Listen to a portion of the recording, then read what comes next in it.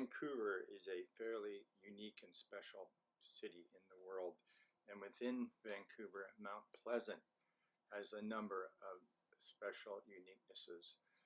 This is worth mentioning because quite often what is unique about a place is what the local people are most proud of, and certainly people that are visiting are always interested in what is unique about any place anywhere in the world. Vancouver officially started in 1870 as a 6-block village in the middle of nowhere on the remote BC coast, essentially a small island, and it acquired the nickname Gastown. What changed everything was the arrival of the Transcontinental Railway. This caused the creation of the city of Vancouver in 1886, which then immediately burned down, and so everything had to start over again. The old Gastown was rebuilt essentially as the port for this Transcontinental Railway, so it was full of warehouses and railway tracks and single men. At the same time, in 1887, when the railroad actually arrived, the city really began over in Mount Pleasant, and this is where all the young couples settled in this relatively inexpensive land, the first suburb outside of Vancouver is the downtown area.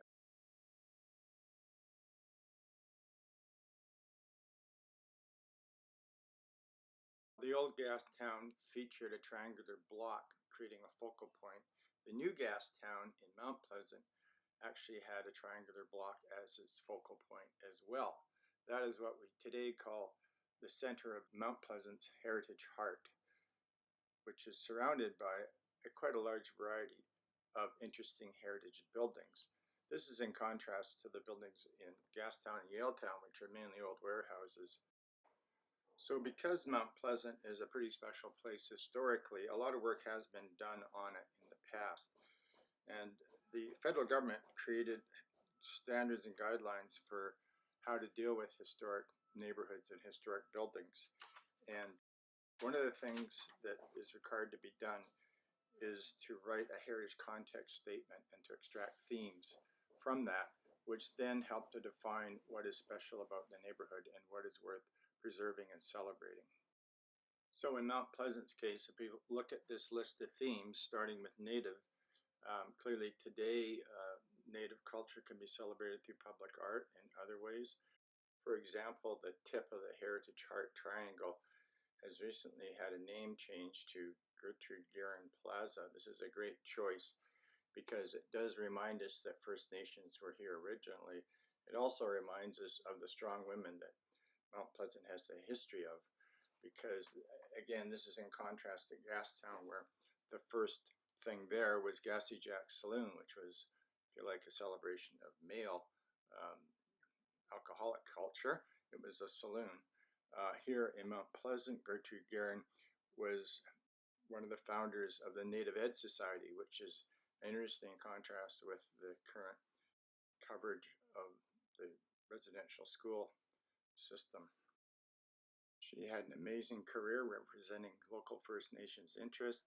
She was involved in politics, she was in the media a lot, and she actually was the very first woman to be elected president of a First Nation in Canada, and she was involved in a famous court case as well. We also have the native plants.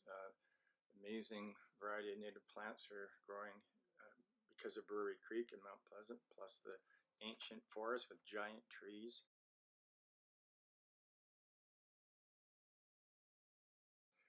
Under social, it's interesting to point out that whereas Gastown was full of single guys, there were a lot of women in Mount Pleasant in contrast, and they formed a bunch of organizations and made a real impact on the landscape, no question, plus the fact that it was mostly young families in the neighborhood as well. Culturally, of course, the art music scene gets an early start. You know, Mount Pleasant was Vancouver's first suburb and its only Victorian streetcar village. It also, of course, divides the city between the east side and the west side, so Mount Pleasant is where east meets west. It's located where the main east-west street, Broadway, goes right through the center, and north-south you have the main street called Main Street, plus you have the old 1861 trail, the first thing non-natives did coming in. It's called Kingsway today, to form a really interesting hub. Under economic, we have the fact that Mount Pleasant actually had industries right from the start. Because of Brewery Creek, a number of breweries along the creek starting in 1887. And some of those buildings at that complex survive to today. And as a result of all the industry on Brewery Creek, this became the area in Vancouver where Artist Live-Work Studios were first created, right along where the industrial lands of Brewery Creek, plus the northwest part of Mount Pleasant became industrial. And today that has evolved into an area where there's a large number of animation, digital art studios and so forth. And of course, Emily Carr has a digital media center there as well. Under the old Mount Pleasant Village, of course, we've been talking about the new gas town. Mount Pleasant has more Victorian buildings than anywhere else in mainland Vancouver. It also has a number of really nice Edwardian buildings from the period 1901 to 1911-12. And in the 1930s, a number of Art Deco buildings, especially right at the Heritage Art Triangle. It's worth mentioning that in the early days, Mount Pleasant was also notable for having a number of towers, and I emphasize human scale towers at the north, south, east, west, and center of Mount Pleasant Village. Another unique thing is Watson Street, which is the lane east of Main, is unique in Vancouver in that it's an actual street, and today it serves as a pedestrian alternative to Main Street. Under church or spiritual, Mount Pleasant was nicknamed Church Hill a long time ago because it had a large number of churches, which created a bit of a skyline. And that is notable to this day that the Roman Catholic school has a tower even right on Main Street.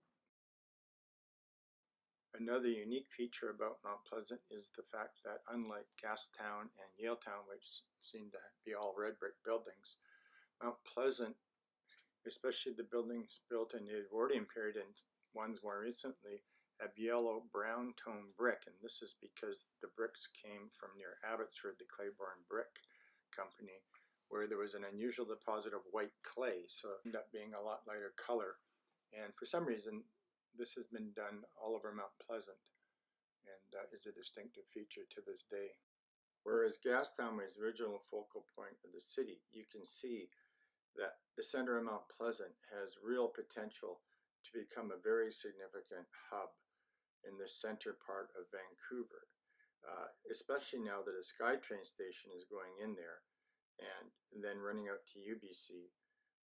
You can see that in the future, this center of Mount Pleasant, the triangle block, will be like a second Gastown more than ever, and it's going to be able to pull it off because it does have the historic buildings.